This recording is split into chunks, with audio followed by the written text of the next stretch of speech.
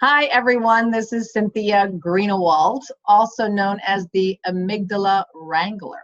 What is up with the amygdala? How do we know where it's doing its work? Well, one of the places I found it lurking was in a really cool book.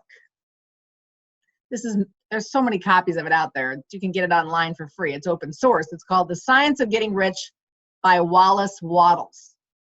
And it was written in 1910. You can look it up, The Science of Getting Rich. It's another way of saying the science of manifesting abundance in any way. I'm going to quote something from the first half of the book. It says, to do things in the way that we want to do them, you will have to acquire the ability to think the way you want to think.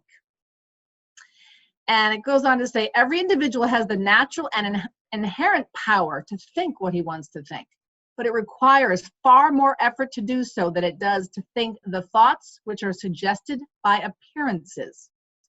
To think according to appearances is easy.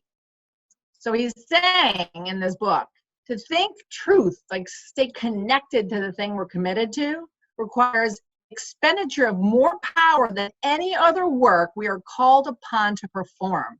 That it is the most laborious type of work to think sustained and consecutive thought. And if we do it, we can have anything we want.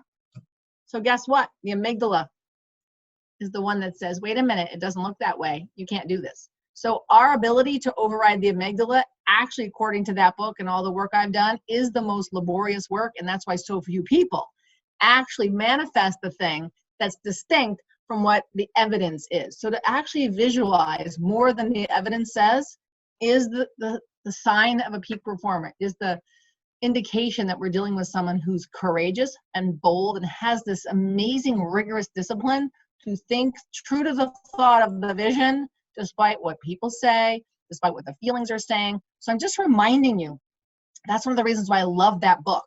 How we override our amygdala is actually a muscle. Like the word laborious requires a muscle. So the invitation is get a copy. Go to YouTube and say audiobook, The Science of Getting Rich, and there's the free entire audiobook right there waiting. I'm playing it every day for 15 minutes, reminding myself of what are the things that help me override this machinery thinking that will pull me to keep producing what I've produced in the past. Whereas peak performance or quantum results is a function of thinking that which is distinct from what the evidence in front of us would say. So with that, I'd love to hear what book you love. What is the way you stay true to thinking something that the evidence is suggesting otherwise, so that you stay true to your vision? So for now, it's Cynthia Greenawalt. Remember, you are bigger than you know yourself to be.